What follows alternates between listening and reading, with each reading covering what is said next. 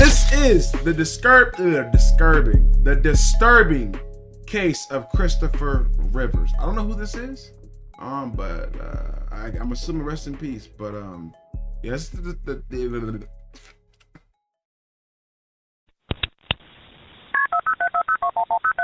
111. 1:30. 911. What's the address of your emergency? My neighbor is laying on the ground. She's hurt. She has blood all over her body. Damn. That's a crazy way to start. See, I like that. I feel like I'm in it, like I'm in it. Newcastle County Police are trying to figure out who killed a well-known business owner and his new wife. It all happened late Saturday night in the Paladin Club Apartments in Wilmington. NBC 10 Delaware Bureau Chief Tim Furlong spoke to... What's up with everything happening near North Carolina? Jana! What's up? Friends of the victim and police about the killings. Witnesses told police they heard men shouting and then the gunshots outside this building in the Paladin Club Apartments in the early hours of Sunday morning. 39-year-old Joe Connell and his wife Olga, married just a few months, killed outside on the front steps. At exactly 1:28 a.m. on September 22nd, 2013, police received multiple frantic phone calls from neighbors in the Wilmington area who, after hearing multiple gunshots, arrived at the residence of Joseph and Olga Connell to find Olga Connell unconscious and bleeding to death. Next to her, her husband of 3 months, Joseph Connell, was lying face down with gunshot wounds to his torso and the back of his head. Olga, barely alive, had also been shot in the face and head. Law enforcement were able to quickly determine that around 25 gunshots were fired at the couple. Oh my God!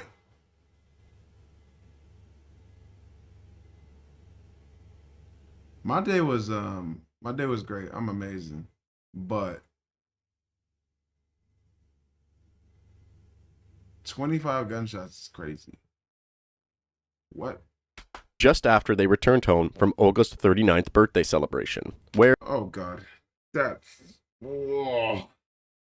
The two chillingly had their last dance together. It was apparent that the murders likely took place just moments after the two arrived at their home, as Olga's keys were still located in the lock of the front door. Joseph and Olga were known to be very happy and friendly people, according to their neighbors, family members, as well as their friends. So for the two to be murdered like this in cold blood, the police immediately wondered what the underlying motive could be. Initially, investigators were puzzled regarding the attack, since the evidence appeared to indicate this was a premeditated gun ambush rather than a crime of opportunity or a robbery that had gone wrong. So, investigators quickly decided to contact Joseph's mother and father-in-law to question whether they had any idea who may have wanted to harm Joseph or Olga. Yo, this should be chilling, man. You might want to hurt him now? I don't know. Was he complaining about having problems with anyone? Jerry, did you tell him about the robbery? Oh, no. No, somebody broke into their house. No. How long was that? Did they report to the police? Yeah. The Connell residence had been burglarized just shortly prior to the murders, and the majority of the jewelry belonging to the two had been taken. Due to this, suspicion started edging towards Joseph's sister, Kelly. Kelly Connell had an ongoing feud with Joseph over a diamond ring that she had received at her wedding. The ring originally belonged to Joseph and Kelly's mother, so when Joseph was able to get his hands on the ring was later given as a gift to Olga without Kelly's permission. Kelly Connell quickly demanded for the ring to be given back to her, so Joseph had... Ken, that's too bad. Ken literally never fails to join 3 minutes into the video. It never fails. The $20,000 worth of diamonds removed from the ring and replaced with zirconium. Joseph then returned the ring to Kelly, and Kelly became even more infuriated when she was able to recognize that my nigga tried to finesse him. He took the real diamonds out and put in that cubic zirconium and tried to give it back. Nigga tried to finesse. The diamonds had been removed from the ring. Officers immediately began to suspect that Kelly Connell was involved in the murders of her brother Joseph and sister-in-law Olga. So Kelly was immediately contacted by the police for further questioning. We were fighting and he wasn't talking to me. And now he's dead. Kelly went on to fully cooperate with the police. It also appeared that she had a solid alibi for the night of the murder, as Kelly was undergoing breast cancer treatment at the time of the attack. Invite Brian.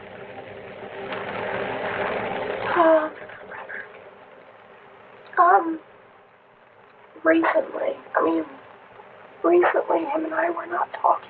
He hated me. My brother was very, very, very irate to me. She had From to. that moment on, you can read his text.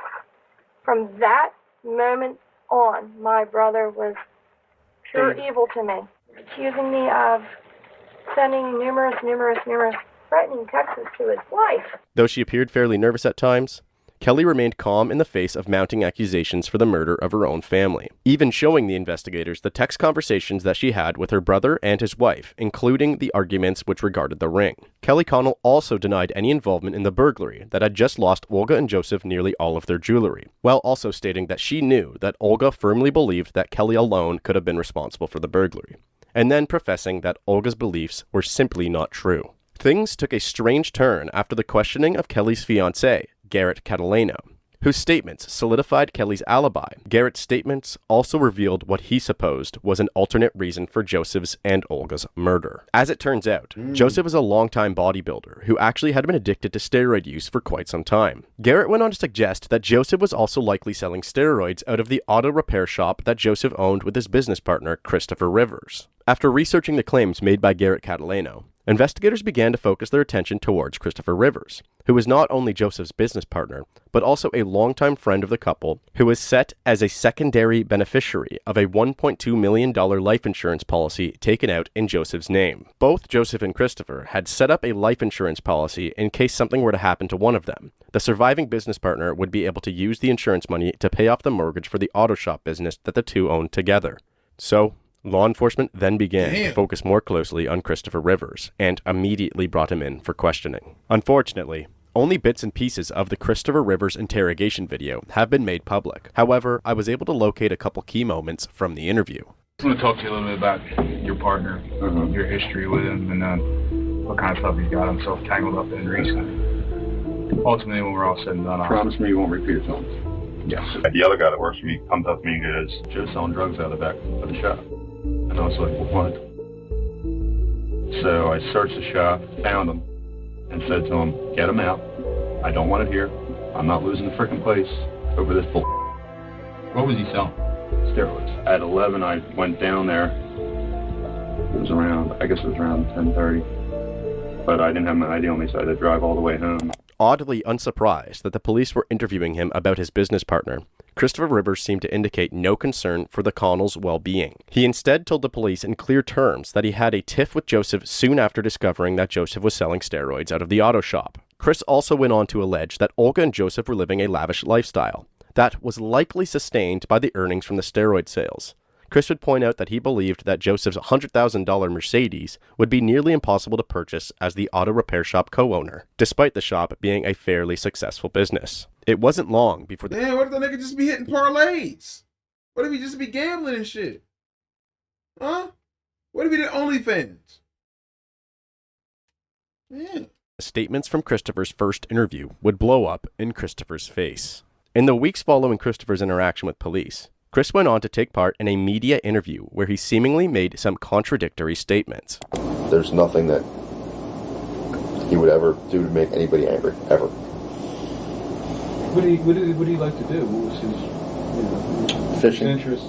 Fishing, wildlife. He used to go up to the Poconos all the time. And then he met Olga through, did he meet her through some, didn't she come over here through some website or something? I don't know why, but his eyes is making me feel weird. Like he has soulless eyes. I don't know about that, no. He met Olga at Bellevue State Park for the first time. I believe they met over the internet.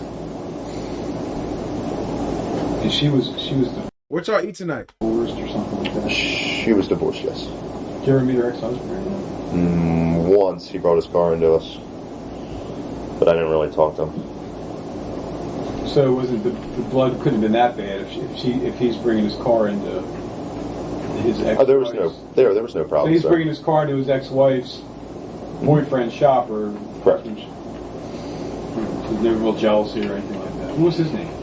I don't know. Now, did he have a lot of money? Joe? I don't know. He just don't, I don't know, man. It's just, he weird.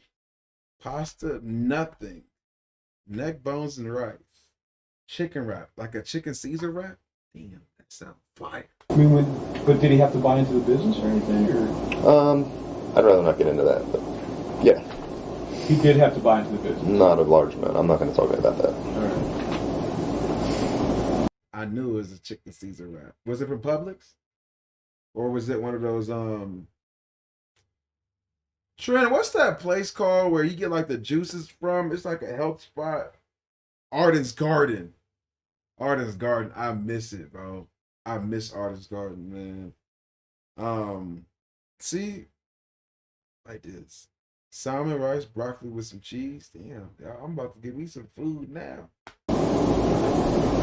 Yeah, someone suggested that he was like, and this is just speculation, at a bar. But it's, oh yeah, well, you probably can't. Now, Ty, you know what Arden's Garden is too, right? Arden's Garden, is it still there?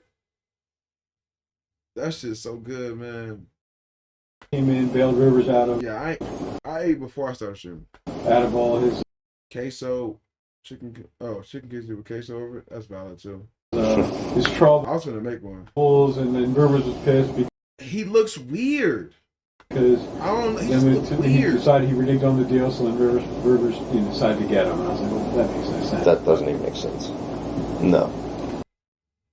For my Atlanteans, when was the last time I've been to Spawn Divots?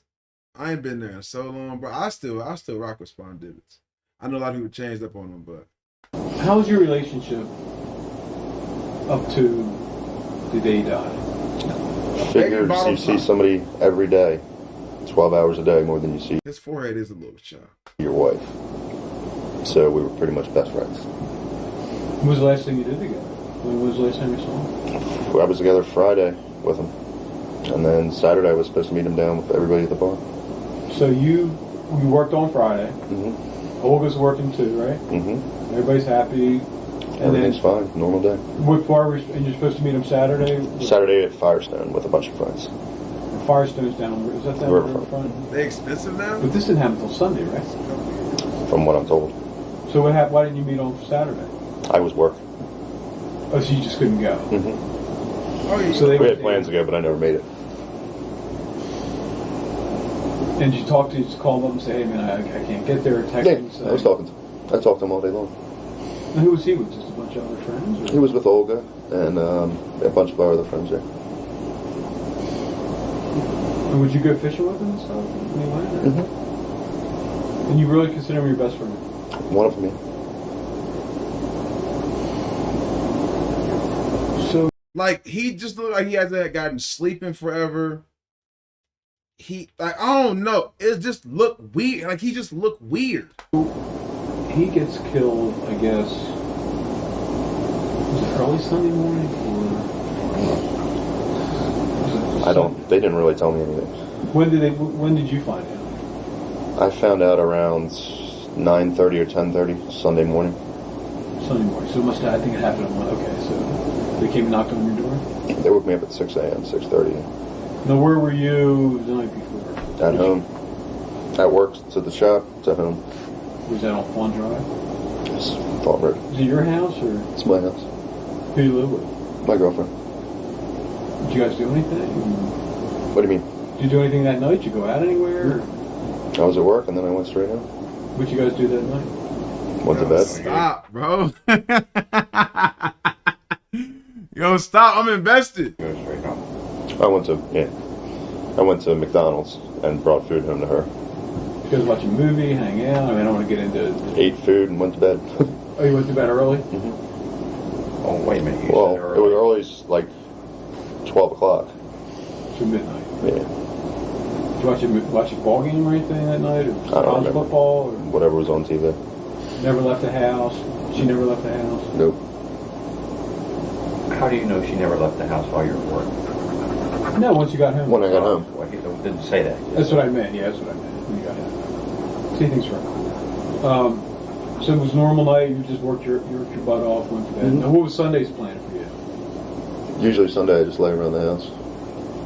Watch football? Or Mm-hmm.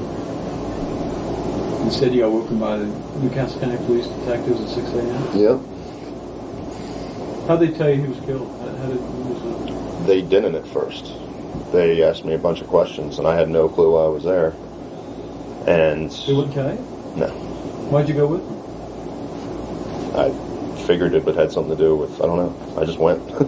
I've never been in trouble before. I just kind of went along with what they said. What did they say? They just said I need to come down to Newcastle County and talk to them. Investigators found it strange that Christopher now claimed that he and Joseph shared a brotherly bond, as well as the fact that Chris made no mention of the discovery of the drugs or the disagreements between himself and Joseph. Police also noticed that Christopher's story regarding his movements on the night of the murders appeared to change. The police were then notified of Christopher Rivers' cocaine addiction by an ex-felon and Christopher. I knew it. I knew it was something. It's something with that nigga's eyes, and it's coke. It's coke.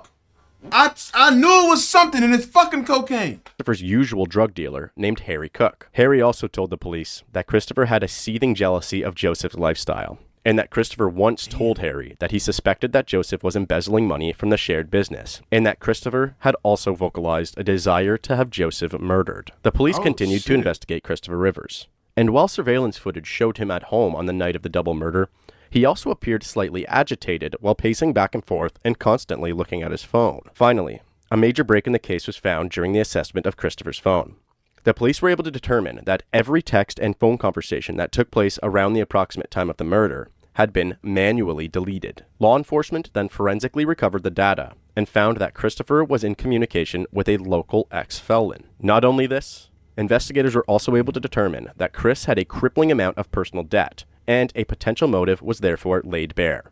They began to believe that Christopher wanted Joseph murdered so he could receive the $1.2 million life insurance settlement that was agreed upon by the partners to be used on the mortgage. However, since Christopher was the secondary beneficiary for Joseph's life insurance policy, murdering Joseph alone would not suffice, as Olga would receive all of the insurance money.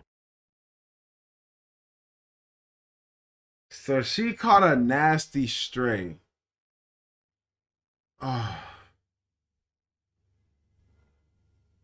That's fucked up. That is so fucked up. This meant that Christopher had to murder both Joseph and Olga in order to receive the money to help clear his debts and support his cocaine addiction. Law enforcement. No, her husband wasn't a fraud. It was her husband was just selling shit and making money. And this nigga was jealous. He wasn't a fraud. Procured a search warrant for the auto shop and located the steroids that Christopher Rivers had claimed to have thrown away. He was then immediately taken into custody for illegal drug possession. During the initial stages of the investigation, law enforcement was convinced that Christopher Rivers played no part in the murders of Joseph and Olga. However, this quickly changed after the auto shop computer search history, phone tracking, and the recovery of deleted material on Christopher's phone proved an entirely different story. The phone data recovered proved that Christopher Rivers had been texting a local felon by the name of Joshua Bay. Joshua Bay, in turn, had been in frequent contact with a man named Dominic Benson, who was texting yet another man by the name of Aaron Thompson. Law enforcement quickly started to suspect that a hitman for hire scheme had likely taken place. Joshua Bay then became an FBI informant, where he provided information on the murder plans in exchange for a plea deal. He also nigga started talking. They gave a nigga a coconut. I see that food, nigga. He got a to-go plate. Oh, they gave him some good food. Nigga got 10 wings and fries. I would have did the same thing. And they lemon pepper too. I would have did the same thing, bro. His name Ricky. Shit, it was Sunday night. He texted me. I gotta come and goddamn drop this shit off. So I did it. From top to bottom, I'm telling the whole story. Also confirmed Christopher Rivers' hardcore cocaine addiction. Joshua went on to allege that Christopher had offered him money to murder both Joseph and Olga on the evening of September 22nd. Christopher had even attempted to persuade Josh by explaining that he had planned to use the couple's ongoing feud with Kelly regarding the wedding ring as a smokescreen to prevent any attention on himself. Joshua Bay then said that he believed Aaron Thompson was likely the gunman. After receiving this information, investigators then went on to triangulate Aaron Thompson's location on the night of the murders. Phone tower analysis determined that Aaron Thompson's phone had been located near the Connells' residence around the time that the murders took place. While out on bail for the initial charge of drug possession, Christopher Rivers continued to deny any involvement in the murders. Meanwhile, investigators discovered that Christopher Rivers had agreed to pay Joshua Bay $60,000 in exchange for Joshua arranging to have the murders carried out. Damn, wait.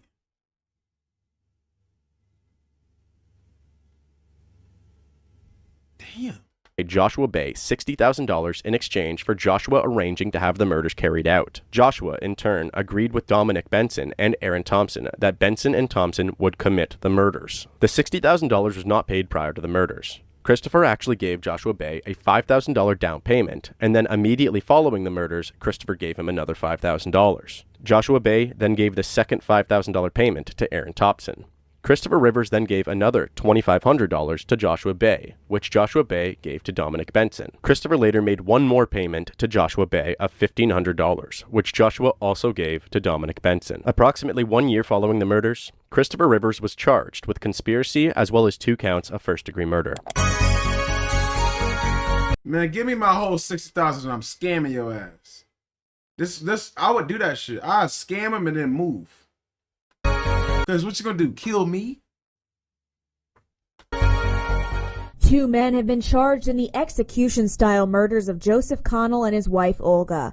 The pair were killed at Edgemoor's Paladin Club Apartments nearly a year ago.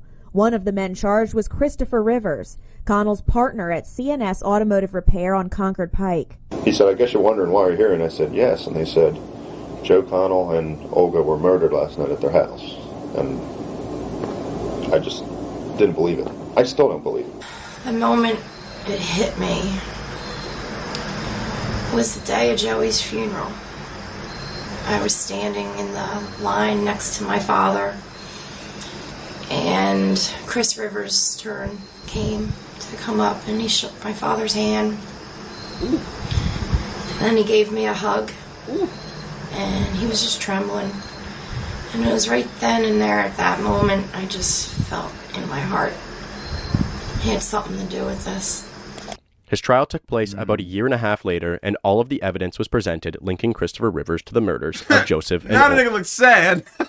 He look like a sad-ass Macaulay Culkin. Olga Connell. Aaron Thompson was found guilty of murdering both Joseph and Olga as one of the hitmen involved in the crime. Aaron Thompson received 2 recurring life sentences, as well as an additional 45 years for charges of weapon possession and conspiracy to commit murder. So what happens when they get 2 life sentences? How does that even make sense? I never understood that. What does that even mean? What happens when a person gets 2 life sentences? Oh, it just means that they're pretty much. Oh, the longer the wait is for parole. Okay. During Aaron Thompson's sentencing, Kelly Connell gave a victim impact statement that stated that her family had been deeply traumatized and saddened by the loss of Joseph and Olga. Aaron Thompson walked out during Kelly Connell's statement. Dominic Benson was acquitted of murder charges but was still sentenced to 5 years in a correctional institution for conspiracy to commit murder. Despite playing a crucial role in facilitating the murder for hire, Joshua Bay was only sentenced to 5 years in a correctional institution as well, due to the agreement that he made early on with investigators. Christopher Rivers was sentenced to 2 life sentences in prison to be served consecutively, as well as an additional 50 years for conspiracy to commit the murders. Christopher Rivers later went on to appeal his own recurring double life sentences, as well as the additional 50-year charge, stating that the sensational news coverage and insufficient evidence had impacted the fairness of his trial. His appeal was rejected by the Delaware Supreme Court in 2016. Damn. They said, fuck no. Joey was the heart of our family. We will never be the same without him. In the early morning hours on September 22nd, 2013, our family received the most devastating news we could ever have imagined. Our lives were changed forever. One by one, we crumbled as we found out Joey and his wife Olga were brutally murdered. All because of Rivers' greed, his jealousy, his drug addiction, and his cowardly plan that he carried out. We lost 2 beautiful people with so much going for them. They'll never get to carry out their dreams or have a family. They'll never succeed in their new business. Joey never saw his 40th birthday. And because of Christopher Rivers, many other families have lost loved ones, and many other people are suffering. He's caused so much pain to so many people.